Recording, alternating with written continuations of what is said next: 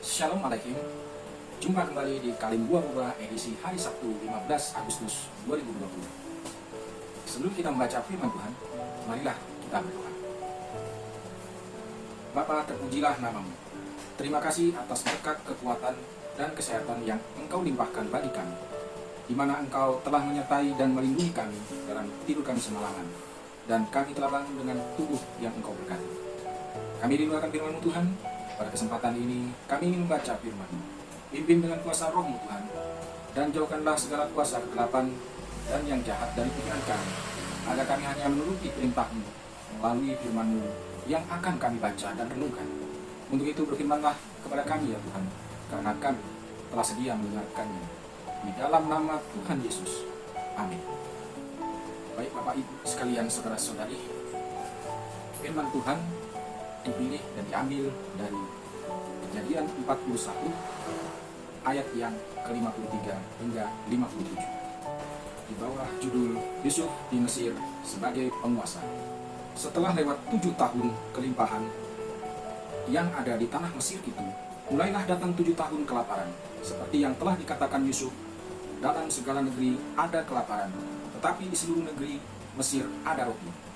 Ketika seluruh negeri Mesir menderita kelaparan dan rakyat berteriak meminta roti kepada Fir'aun, berkatalah Fir'aun kepada semua orang Mesir, "Pergilah kepada Yusuf, perbuatlah apa yang dikatakannya kepadamu." Kelaparan itu merajalela di seluruh bumi. Maka Yusuf membuka segala lumbung dan menjual gandum kepada orang Mesir, sebab makin hebat kelaparan itu di tanah Mesir.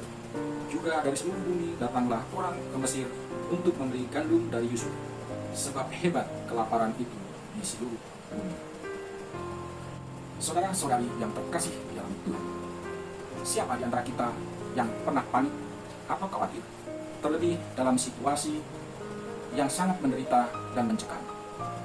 Masih bisakah kita tetap berpikir jernih? Terkadang sulit juga kan?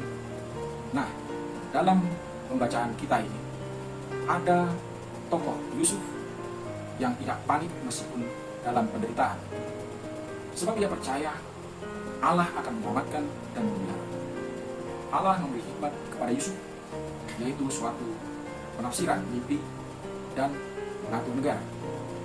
Hal itu tentu tidak terjadi begitu saja, tapi karena Yusuf mau dipakai oleh Allah melalui penderitaan sebelumnya, melalui penolakan saudara-saudaranya dan dijual sebagai budak. Ia belajar hidup sederhana. Melalui pengabdiannya di rumah Potifar, ia belajar mengurus rumah tangga dan hidup jujur. Bahkan di penjara, ia belajar untuk benar.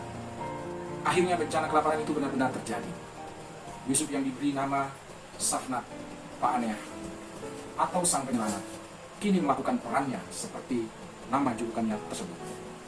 Yusuf dipercayakan untuk mengatasi bencana itu, menunjukkan tanggung jawabnya dan eksistensinya sebagai anak Allah yang memiliki Allah yang hidup.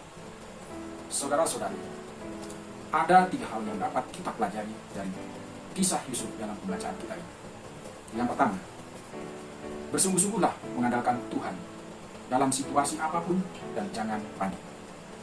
Awalnya mungkin Yusuf tidak memahami mengapa hidupnya sangat apes dan menderita selama 3 tahun. Tampaknya masa mudanya yang sia-sia dalam penjara dan perbudakan. Tetapi tidak ada yang mustahil bagi Allah. Allah sanggup mengubah kelaparan menjadi kelimpahan. Bahkan orang yang sudah dipenjara sekalipun dan merupakan penduduk asing bisa menjadi pejabat negara setara dengan wakil presiden. Allah bahkan memakai Yusuf untuk memelihara kehidupan orang banyak di tengah musibah kelaparan, termasuk keluarganya sendiri. Andaikan saat itu Yusuf egois, tidak lagi mengandalkan Allah saat di penjara, kita tidak akan tahu bagaimana akhir hidup Yusuf. Bisa jadi ia tetap menderita, bahkan binasa beserta keluarganya dan seluruh dunia.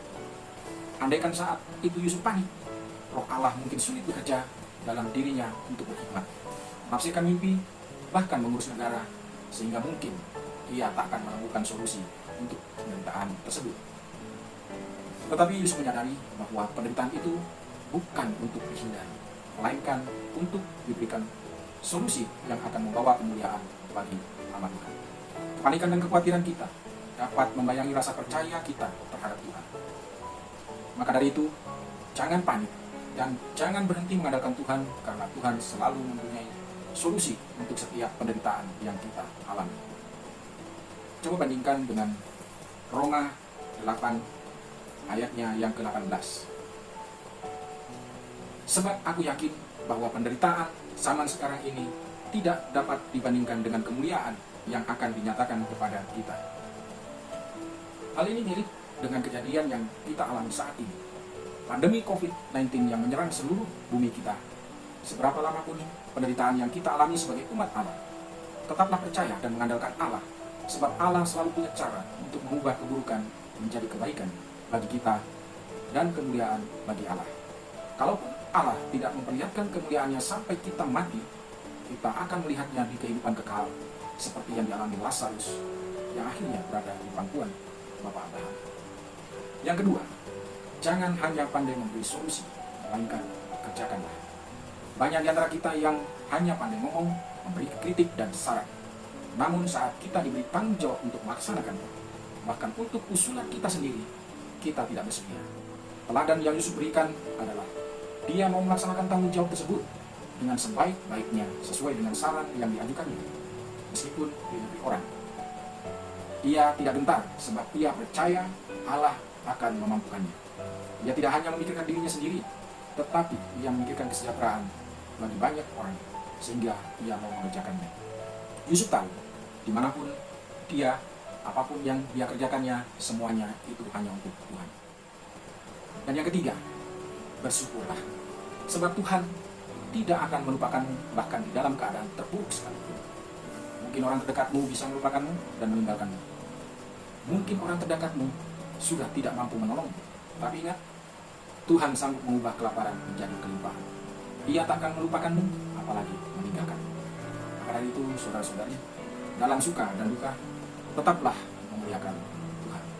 Andalkan selalu Tuhan, Allah kita, Jehovah Jireh, Allah yang menyediakan, yang akan selalu ada untuk kita, memelihara, memberi hikmat, dan memberkati kita. Amin. Mari kita berdoa.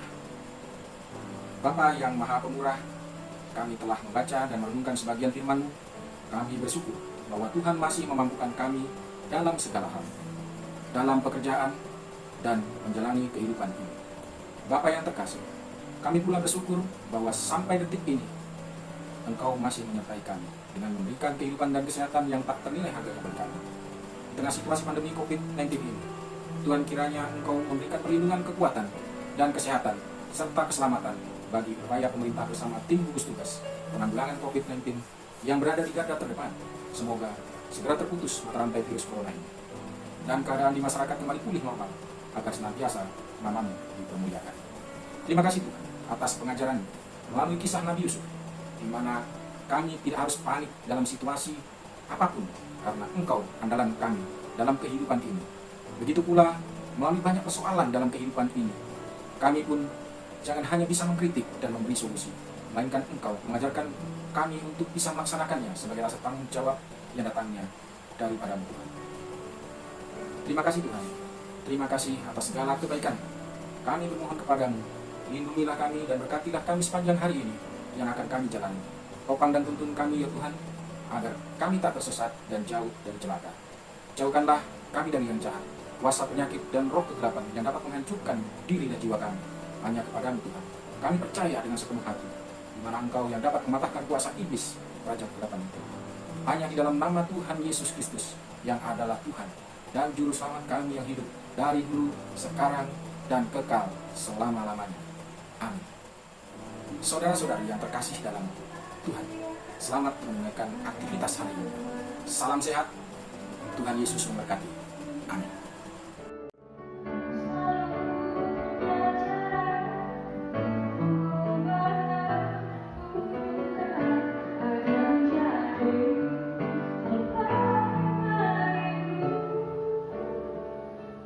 Be